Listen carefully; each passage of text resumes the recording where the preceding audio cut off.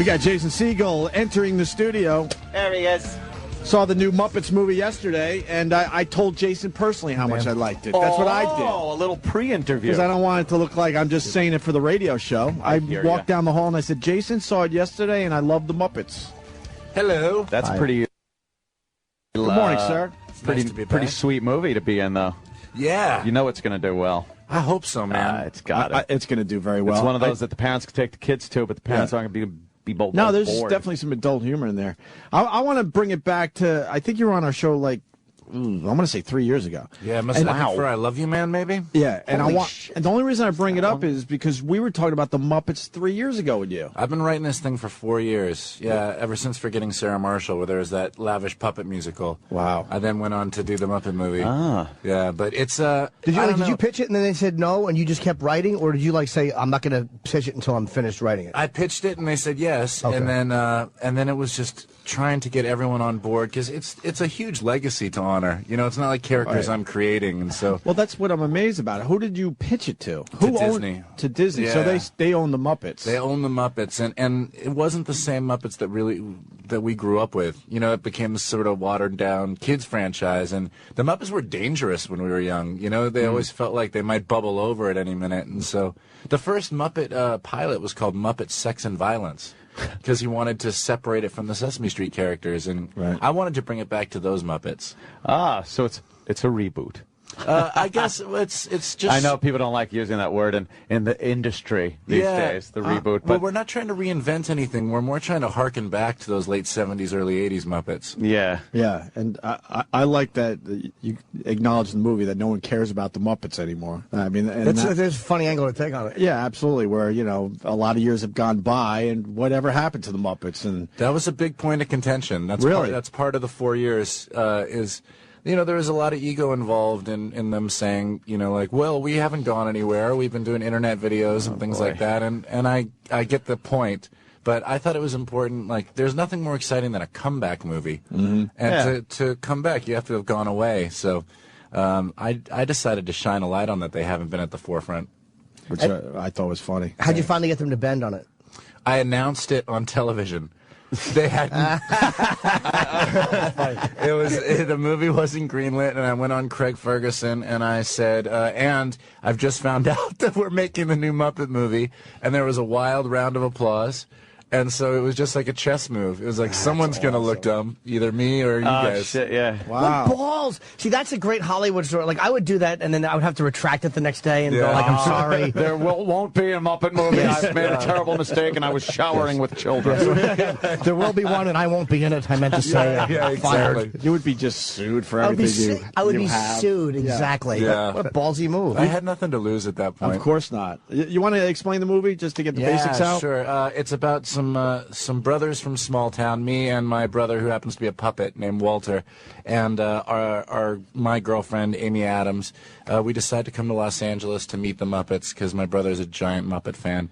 And when we get here, we find out that the Muppets studios are now decrepit and the Muppets aren't really famous anymore. They're spread out throughout the world, and the studio is going to be torn down by an evil oil baron played by Chris Cooper, who raps in this movie, which is hilarious. I like the rap. Yeah, Funny. me too. You used the word cheddar. Yeah, we did. I used that on the show just so I could seem out. Well, I am. Yeah, he's got more cheddar than some supersized nachos, I think is his line. Yeah. But so we have to get the Muppets back together and put on a show to raise enough money to save the studio. Chris Cooper is great. He's amazing.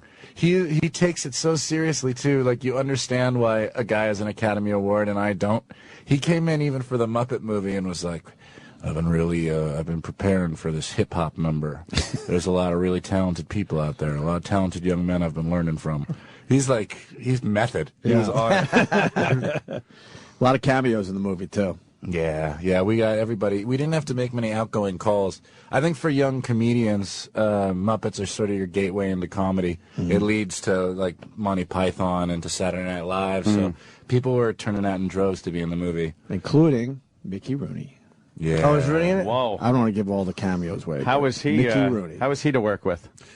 He's awesome, man. He comes from like the old style studio system. Yeah, Because yeah. at the end of the movie, they were like, and that's a wrap. And then he said, well, before I go, Oh, God. I would like to thank Disney for all of the great films that it makes. Not only this one, but the ones that it'll make in the future. Just the old school Hollywood guy. Who did he say it to? Like, it's just like the crew. The crew's like, all right, come on, we got to move along. Oh, God. Yeah, that's great. That's how you get a career that lasts 60 years, though. That's He's right. smart. He's politically a smart guy. I would just walk off like fucking too cool for the room guy and never get invited back. And Mickey gave Jimmy a talking to, so. I'm very bright. I met him briefly, and with his wife, and someone told him I was a comedian. We said hello. I think his manager knew me, and he goes, "Give me a joke, quick." And I'm like, look, you wouldn't like my stuff. I'm garbage. I told him I was garbage, and he goes, "No, you got to work clean.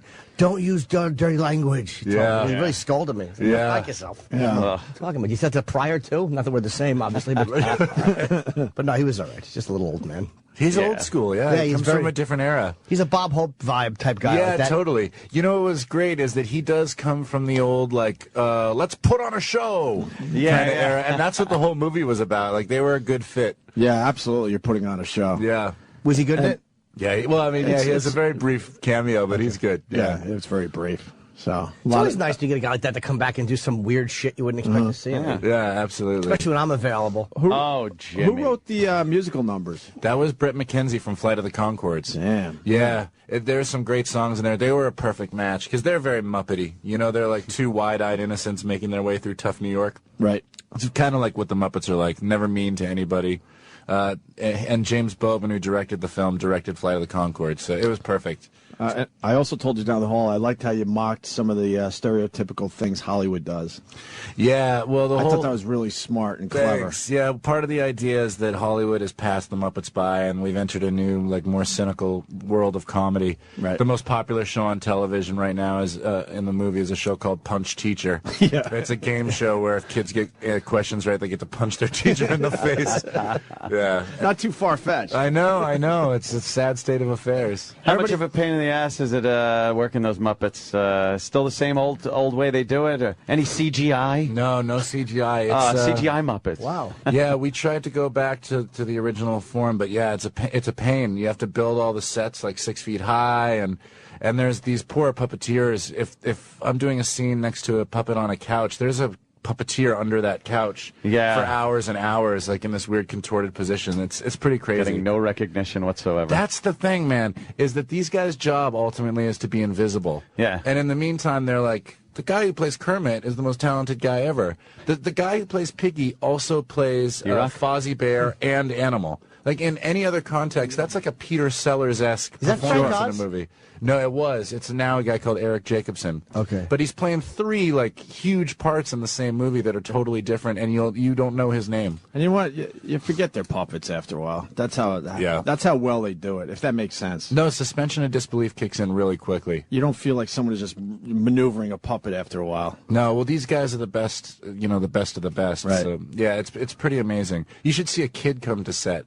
They look right at the puppet's eyes, even though a puppeteer is standing right there. It's amazing. Yeah. It's really sweet. You forced me to sit through the credits. I don't sit through credits in movies, I'll be honest with you. But the whistling scene, Yeah. we know a guy, his name is Steve the Whistler. Yeah. And he's obsessed with whistling. He's won international competitions. He brags about it. He's been on our show. He's had CDs out. He's an ass. He's kind of an ass. And, Right. and I'm like, oh, my God, I think he finally got his big break. So I sat to see who the Whistler was. It wasn't Steve the Whistler. No, it wasn't. No, I'd remember. With a name like the Whistler, what choice did he have? But this guy won all the competitions. He's was for a while the #1 whistler in the world. Wow, really? Yeah. Yeah, that's a pretty serious last whistling number, I must say. I don't know how the fuck they do that. How do Muppets Or whistle? why? Huh? Very hard for a Muppet to whistle. Well, yeah. We had to build a special Muppet. Yes, very dry. Very dry mouth. Yeah, exactly. Hard to wet your whistle. Jimmy on can your whistle. Muppet. He's pretty I've been good at it. obsessed with it my whole life, and I can't do it. Jimmy's It's terrible. horrible. Yeah, I just make air come out. It's a gift. To whistle is a gift. To whistle is a gift. It's a bumper sticker. Can you I whistle? said. So Could you basically whistle what for you're Jason? doing is breathing. Yeah. What? See? That's good. It's terrible. He You're really farting can't- out of your mouth. Yeah. That's all it is. Really. I don't know how to do it. I really don't. I would like to be taught.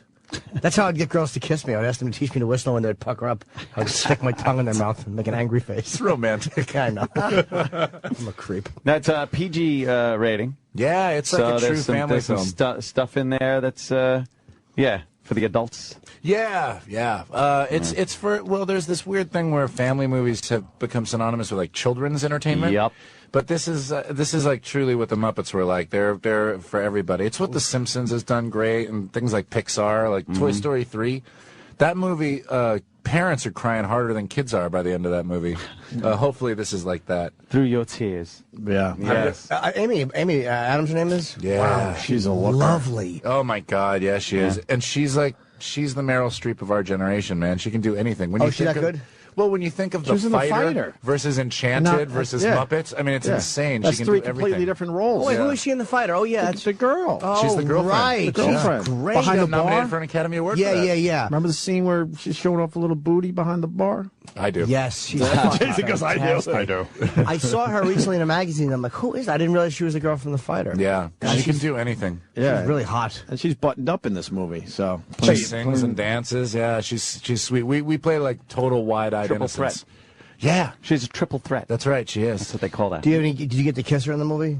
I did. That's nice. Yeah, but it's a very PG style. Oh yeah, kiss, you of know. course. When you do a scene with a girl, like where you get to kiss or be, is there a weird attachment you do? Because a lot of people hook up after movies. Right. Do you develop? I any- haven't been that lucky. No. No, they have no interest whatsoever. I'm like the lovable, goofy guy, and in a movie, that guy gets the girl, but in real life, that guy doesn't get the girl. The dangerous guy gets the girl every time. The guy that gets blown off in the movie because he's such an ass. Yeah, he gets but the girl. he's dangerous. Yeah, he doesn't get the girl in the movie. In real life, he the gets geeky the girl. guy gets because the girl realizes this guy has feelings for me and he's not so superficial. Real life, totally the opposite. Yeah, it's so true. Yeah, Dickhead gets girl. always. Yeah. Always. Yeah, the movie reality comes from the brain of dorky comedy writers. Right. Yeah. The way they would it's like their it fantasy, to be. Yeah. Was there anything Yeah. you wanted to do in this that they wouldn't let you do? No, I got to do quite a bit. I got to sing and dance. I wanted to do like an MGM style old lavish musical number, and I got to do 2 or 3 Busby of them. Berkeley. Yeah, exactly. Like Singing in the Rain style. Just where From Clockwork, you mean? I like the kind of musical numbers from like the 50s and before that make no sense. Right. Where all of a sudden like the whole town is singing and dancing and people are on stilts. Ridiculous. But That is ridiculous. Yeah. But what you got to watch out for in this movie, the twist at the end of that's what made me Yeah. howl when you guys like jumped on the bus because it was time for you to leave and the town is still there after their musical number. And then they all Little awkward. collapse in exhaustion. Yeah, I didn't know what you wanted to give up Yeah, on the it's film. fine, But also yeah. like, oh, thank God they're finally gone. Yeah, we kind of acknowledge how silly that stuff is, but I got to do a bit of everything. I got to puppeteer. I got to puppeteer Animal. Oh, you did? And Dr. Teeth at one point. Is it it in the hard movie? or is it as easy as I think it is? It's what I had to do was very easy. Like I just had to make sure the puppet looked alive.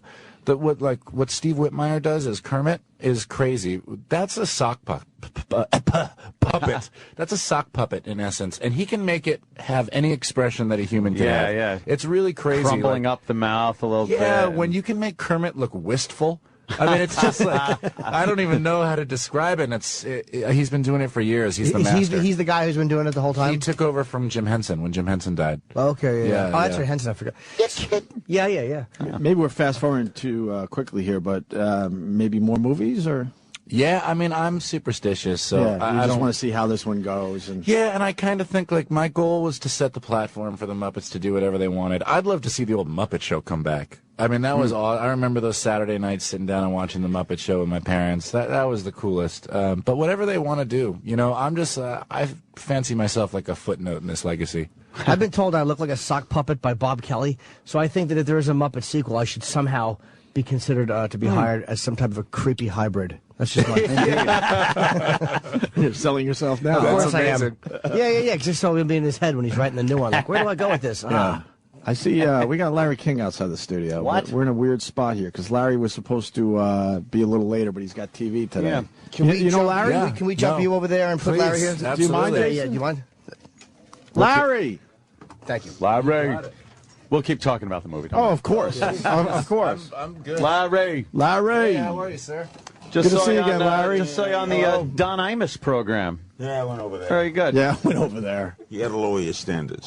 Yeah, of course. And so does Don. Why? Okay, goodbye. I'm teasing, of course. I love Larry King. We had a good time last time you were in here, Larry. Yeah, I remember. You know Jason Segel?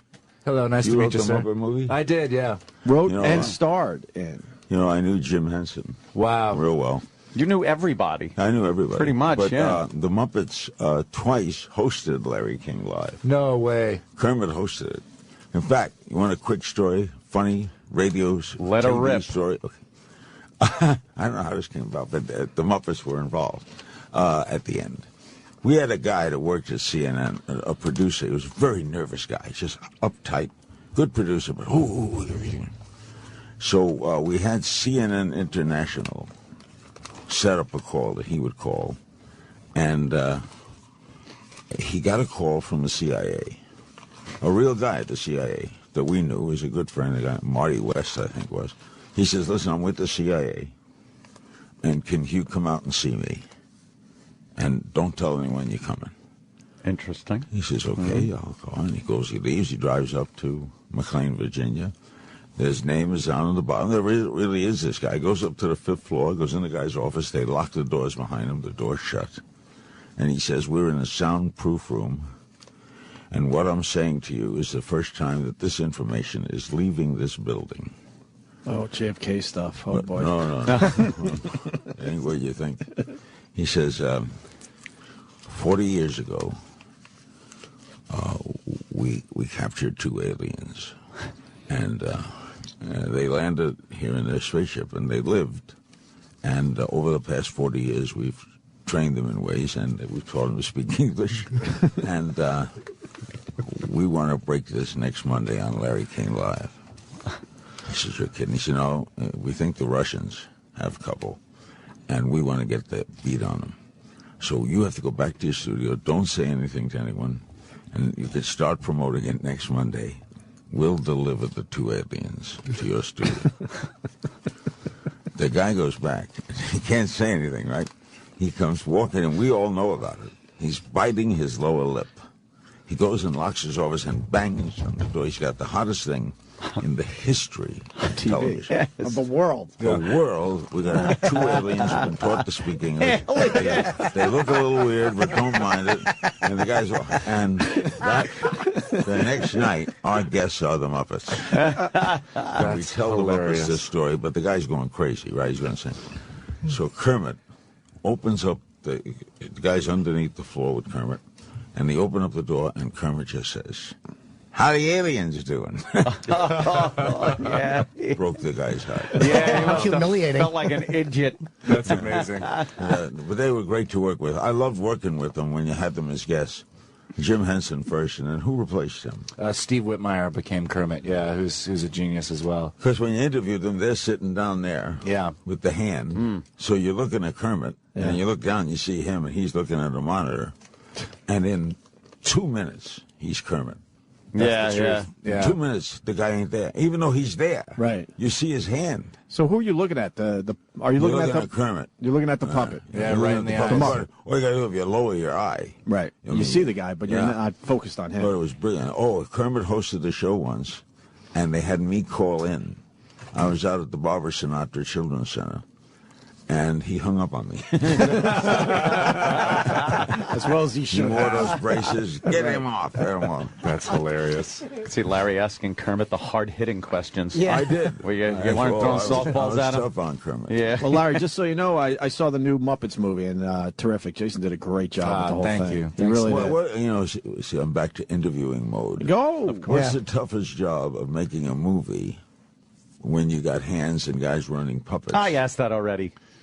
Yeah, well, Yeah. I'll tell you. I'll give you the real answer. Something inside said, why do I have to do this? 2 guys that freak. There's something about, like, you can imagine anything. And so you can imagine writing a scene where 10 full-body Muppets run away from an exploding building. I wrote that scene, and then we got there, and the director was like, well, how do you plan on doing this? I said, I didn't But you'd think that figure was it my out, yeah. job. I thought that was your job. So we had to rewrite the scene, and instead we just show half-body Muppets running away from behind, and then you hear an explosion, and Fozzie goes, "Wow, that was an expensive-looking explosion." That's how we handle problems like that. Kind of a goof. Yeah, it's really good. I remember that television show, The Muppet Show? Oh, yeah. I was a guest once. Who was the bear? Fozzie. Fozzie. Well, Fozzie, I'm the guest of the day, on their show. And the whole scheme, I never got into the show because Fozzie, right? Yeah. He was outside manning the door. And I come up and I said, "Hi, I'm on the show today. And what's your name?" "Larry King." I got King Kong. I don't have any Larry King. I said, "But I'm on the show." "I'm sorry, man. You ain't on this." I never got in. That was the whole bit. This is why Larry King is great, though, because we're talking about the Muppets, and you walk in out of the blue with 15 minutes of great Muppet stories. I know. It's really It's got stories about anything. You've been around as long as I have, and to have known Jim Henson, he started in Washington, Yeah. D.C., and his first job, I think, as Kermit was he did breaks between shows. Wow. Kermit would come on and do like 2 minutes of break. You watch this, and now this is coming. Wow. And then he formed the whole Muppets, and he died terrible. Yeah. That was a real tragedy. A virus killed him in a weekend. Yeah, that was fast. He got it on Thursday. He was dead Sunday. Damn. He was healthy Wednesday. Yeah. Well, Wednesday afternoon. Wednesday afternoon. That's scary stuff right crazy. How there. would he pick up on Healthy Wednesday? Well, no, I like didn't that. know if he was sick. Yeah, he was healthy. He was a completely healthy guy. Got this virus, dead by Well, Sunday. he didn't believe in antibiotics. It was a bacterial infection, and he didn't believe in antibiotics. At that point, you believe in that. Bizarre, stuff. right? Well, they're true. Yeah. Yes, You can they're not a believe in myth. They exist. They're very Yeah. true. They do Yes. work. Hey, can I tell you my favorite Larry King moment? Because I've always wanted to ask you about this. Was when you interviewed Brando, who to me was a really, really tough interview. Oh, I loved him. But you handled him really, it's really a great well. story, the Brando story. We get a call, CNN calls me. I was in L.A., and they said, "Listen, you're not going to believe this, but Marlon Brando's agreed to do your show. And it's the only show he'll do. And he's going to do it Friday night." And this was Tuesday. But he wants Kermit to host. Yes. He wants to call you first. He wants to talk to you. Now, normally, I didn't like that. I didn't like talking to guests before a show because I like everything cold. But it's Marlon Brando. So I was at the Beverly Wilshire Hotel, and the phone rings, and I pick up, "Hello," and he says, "Larry, it's Marlon." I swear to God, I said, "Marlon who?" and he innocently said, "Brando," because there was Marlon Fitzwater, who was the presidential press secretary. So he says, "Listen, I'd like to talk to you before we do this. I've agreed to do this. I'm going to send a car and come up to my house and have lunch." I said, "Okay." So I go downstairs. I'm waiting at the Wilshire entrance, and a car pulls up, and Brando's driving. Oh, wow. Yeah. It was just an ordinary Chevy.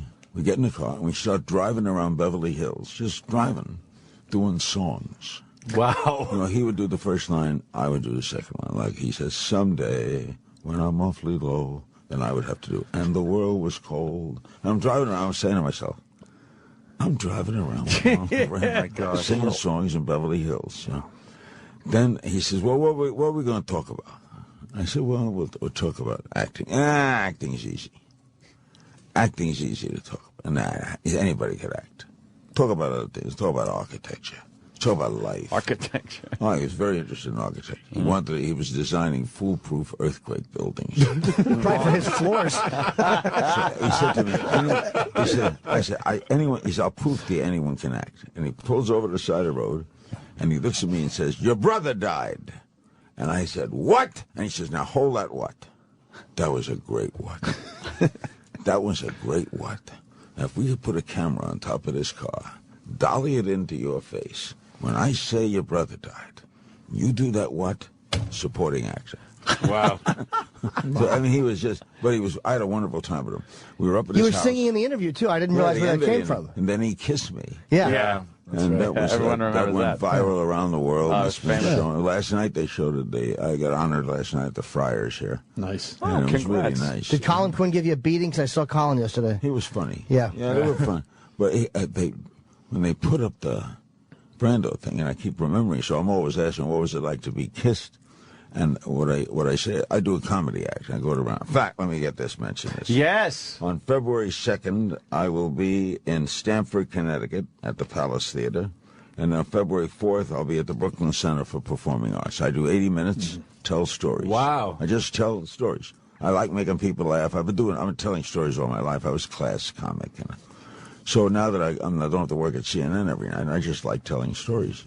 You're enjoying it, huh? Oh, I'm enjoying it. Good for you. Enjoying it. So people say, one of the first questions they ask is, what was it like to be kissed? I take audience questions at the end. Kissed by Marlon Brando. I said, well, I've never been kissed by a man in my life. I was raised, I'm heterosexual. I don't know why I'm heterosexual, by the way. I'm just heterosexual. You're missing out, Larry. Well, I don't mention that in San Francisco. Certain parts of Houston, anyway. Houston, the hotbed of activity.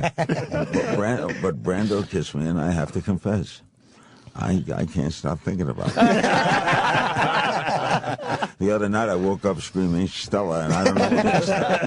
And then he came on the show. This is funny. Now he comes on again a year later, and this time he's coming to the studio. And he was angry at something. He said, I want to come on. Now he wants second base. Now he comes on, and he's angry at Jews in Hollywood. What? Because they don't book enough minorities in movies. American Indians, Latinos don't get enough shots in movies. And he says, and the Jews, and he loved Jewish people. He loved Yiddish, and he loved... But he said it wrong. He said, the Jews really control this industry. Oh, boy. Didn't he say they don't Didn't he say they don't portray the kike? That was the big... he said that. He said that about, the stereotype of the Jew they don't portray as they do the Dago or this and that. And I think that was the big quote. Wasserman got mad at him, and he had to go visit Rabbi Weir. Wow. And apologize, all that. But the crazy thing about Brando, afterwards, he never goes out. So we finished the show, and I said, he said, where are you going? And I said, I'm going to this restaurant, busy restaurant. He says, I'll go with you. Okay, so he had his own car, and I had a car, so we drove to this restaurant. As soon as we got there, there's 8,000 paparazzi. This guy's up in trees. I don't know how they found out he was going. We just they followed him. And in the restaurant, we had 12 people having dinner. Wow. So he became the 13th. Gloria Allred, Gloria Allred. Oh, she's lovely. Oh, lovely. Yeah. Jumped on his lap. Really? Gloria Allred jumped on his lap. He was feeding people. And he was observing people. And I saw what made him a great actor. He said, I see the maitre d'. He's unhappy. How can you tell? Look at the way he walks. Look at the way he's walking that guy at the table. See that little walk? He don't like it here. See that couple? They're going to break up. How do you know? He's looking at her, but not at her. He's looking a little over her shoulder. It's just the observation. I wonder if he was right, or he's just babbling. Yeah, we don't know. We don't know if that's right. But the proof is he was so good, though, so he must have had an intuition to people. He was good at reading people, is what you're saying. So I go to bed, and it's 2 a.m, and he calls up, and he says, hey, Larry, let's get down to Mexico. I got Sean Penn here. We'll fly down to Mexico, have some laughs. I'm a Jewish kid from Brooklyn. It's 2 o'clock in the morning. We the Jewish kids from Brooklyn do not fly down to Mexico. 2 o'clock. And he calls back. He says, Sean Penn, we can't go. Sean Penn don't have his passport. But he lived there. I went to his memorial service. It was a wonderful service. Carl Malden told stories about Brando. I genuinely liked him a lot. Did Carl Malden like him? Because I think Rod Steiger... Hated him. He did, right? Malden because he hated Steiger, too. He thought he was a terrible actor. Well, the problem with Steiger had is in one of the greatest scenes ever in On the Waterfront. Right. Is the scene in the back of the car. Yeah. When Brando says, I could have been somebody. He didn't say champion. I love that line. I could have been a contender. Mm-hmm. Didn't say champion. Could have been a contender. Charlie. Charlie was his brother. You let me down, Charlie. You let me down. And then Steiger would answer back to him sitting in the back of the car. And what Steiger got pissed at was when Brando did his lines, Steiger fed him the lines back, and they do the two-shot thing, right? When Steiger did his lines, Brando didn't sit there.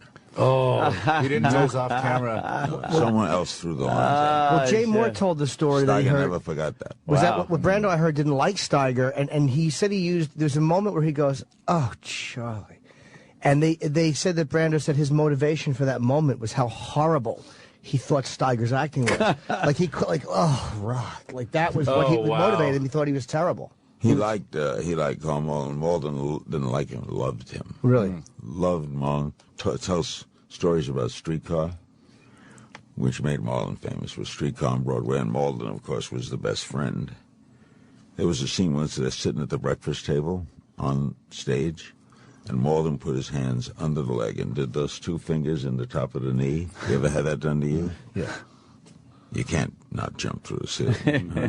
And Brando put a cigarette out in Malden's hand. And they kept on talking. That's great. Wow.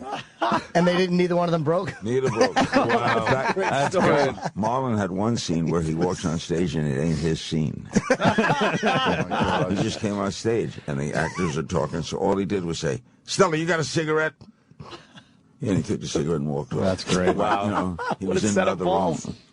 What do you think that is? Just to kind of keep everybody alert and keep it real? I think he was just, he rewrote, when I talked to, I don't want to name drop, Al Pacino's become a great friend of mine. And I talked to Al a lot about acting. He has great acting stories. Al. What's he been in? He's the best. Yeah. He's in this new one. The Adam Sandler one. That's supposed to make him famous. I don't know. He chases the girl. Yeah. He said he loved that script. And Al's a great, but when Al talks about Marlon, when he did Godfather, Marlon made him nervous. Marlon had to talk to him because he made him nervous being around him. You know, he actually, physically, it was so imposing. It was so scary. And this was Al's first. He only had made one movie. Panic in Needle Park, yeah. Panic, and now he was doing this. Wow. Can you imagine? Yeah, I that's guess got to Brando- be intimidating. Because he had such a weird way, it seemed, of talking about actors. Like, anybody can act. Like, he was so dismissive of this thing that they make so big. He made actors mad. Jane Fonda got very mad at him for dismissing acting. He says, well, he'd rather read the play. He said that. Why don't you just read the play? Dude, I cannot get enough of Marlon Brando's shit-talking stories. They're the greatest thing ever. Yeah. He's the greatest. The dismissiveness that he He did his own makeup that night at the house. He served wine to the whole crew. We had a big crew up there, the cameramen. He had hors d'oeuvres. What an eclectic gentleman. Oh, he was a wonderful, wonderful host. Yeah. He was a great dancer. Really? Oh, could he move around? He was a dancer. He came to New York as a dancer from Omaha with a dance troupe. And then he got into the acting school here. No kidding. Yeah. And then he invented Larry, method. they're telling us you got a heart out. Yeah, at age Wow. 25. You got a busy day, huh? Yeah, Larry's busy today. They're telling us. We would love to have we you don't want stay. to, Al. We want you here. I got to go do a show called The Chew. The Chew? It's a television show with Mario Bertaldi, the chef. All right. Oh. It's on ABC. That was an Asian. I don't know how to make it English. Let me. I don't know what I'm going to do. I want to plug you, You sure it Dave, wasn't too. the Jew? I was just thinking of that. Can I ask Larry a quick question? Keep it up. Keep it up. This is teasing with you, anti-Semitic. That was anti-Semitic. No, it wasn't. I take that You're personal. Jewish, and you would be on the show called The Jew. All right, let me tell you where I'm doing my. Larry's done with Want me to do this? I can do this. I would like to. I was going to do it for you, but if you'd rather do it, Here's where I'm doing my stand-up, folks. Yes. You'll come and have a good time. I would Yes. absolutely You go. enjoy the frolic here. There's 80 I would minutes of absolutely this. go. On 80 minutes February of this. 2nd, I'm at the Palace Theater in Stamford, Connecticut, home of Jackie Robinson. Oh. Stamford, Connecticut, Palace Theater, February 2nd, and then Larry King standing up at the Whitman Hall of Brooklyn College. It's the Brooklyn Center of Performing Arts, and that's on February 4th. February 2nd, Stamford, February 4th in Brooklyn, and you can call the box office for information. Do you have more free That's amazing. time doing this Yeah, I do. than you did with But I've CNN? been And speaking, the weird part, I got to run, but I've been speaking all over the world. And Wow. I've been in Kazakhstan, Wow. Slovakia, Moscow, Portugal, Korea, Mexico City, Jersey? and maybe Jersey's harder to get to. more dangerous. Right after Thanksgiving, I'm speaking in Kiev. I'm big in Kiev. I love their chicken. Well, it's downtown. Downtown Kiev. They love me. You're happening. Yeah. I wanted to ask you, but we ran out of time. Well, quick, I'll maybe go. a quick question. Were you ever nervous on CNN interviewing somebody? No. You never The got only nervous? time I was ever nervous was my first day on the air. And all I did was admit it. But no one. I said it was my first day on the air. I was never nervous again because You owned it. I realized that that old cliche, it ain't getting brain surgery is true. Right. This is what is we're easy. doing now. Yeah. I don't know how to break this to you. Yeah. This is will nothing? happen with No, this. this is This will go into the atmosphere and be gone. brain surgery. This isn't even clipping a cuticle. There was This a is- great this is cartoon nothing. in the New Yorker once of doctors in an operating room, and they're the guy with the skull, and they're about to do brain surgery, and one doctor says to the other, "It ain't television." New Thanks, Yorker. guys. I'll see you Larry, guys. thank you. Thank you. Larry Nice to meet you, King. sir. Can't wait to see the movie. Thank you. When It's is a it pleasure. open? It opens the day before Thanksgiving, November 23rd. It'll do no business. Yes, It's gonna exactly. be it's gonna be a monster movie for Thanks, Jason. guys. Larry, thanks so much. Nice to meet you. Thank you, sir. Any other anti-Semitic remark? No anti-Semitism. It's all in Just good get all fun. the rap openings. Yeah. All right, Larry and only Jim good getting fun. a picture. Did we get a picture last time? Oh, I got last time, yeah. Did we get a picture? I last got time? my Larry King Gotta make sure I get my Larry King Bob picture. Costas with his head. photo.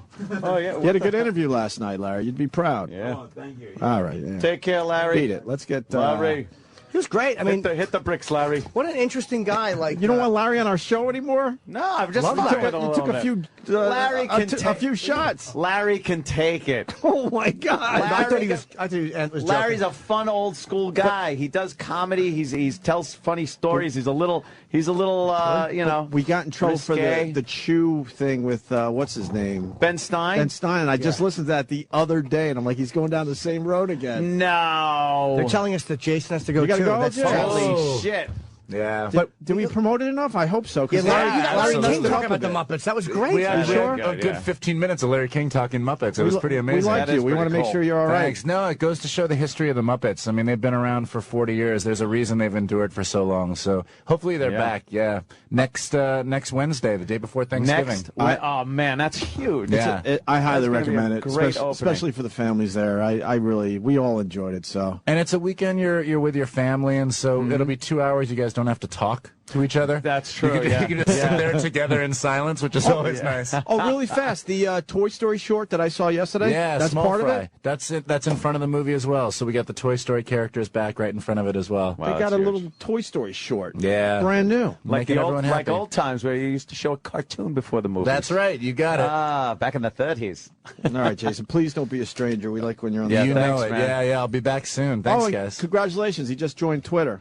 Yeah, I did just join Twitter. Putting us all to shame. I don't know. He gets 250,000 followers in the first 2 hours or Great. something. Enjoy something Yeah. ridiculous. Enjoy the assholes who are all critics. Exactly. I know, it's pretty amazing. And they're also like, you got to feed the machine. They want to know where you are and what you're doing every Yes. couple hours. It's like specifically the reason I don't have a girlfriend. Get used to that block button, by the way. Don't be afraid to use it. Yeah, no, it's You're not going it's to use it time. at first, but you're going You'll to get wear people that the benefit button of the out. doubt. And within a few weeks, you're going to be like, fuck this guy. Yeah, people are so excited about the Muppets, though. They keep writing how excited they are to see it. So hopefully Yeah. it'll work out. Jason Segel Great, on Jason. Twitter. Thanks, Thanks, man. guys. All right, we're going to take a break too, right? All right. Hit it. Sirius XM. The Opie and Anthony Show.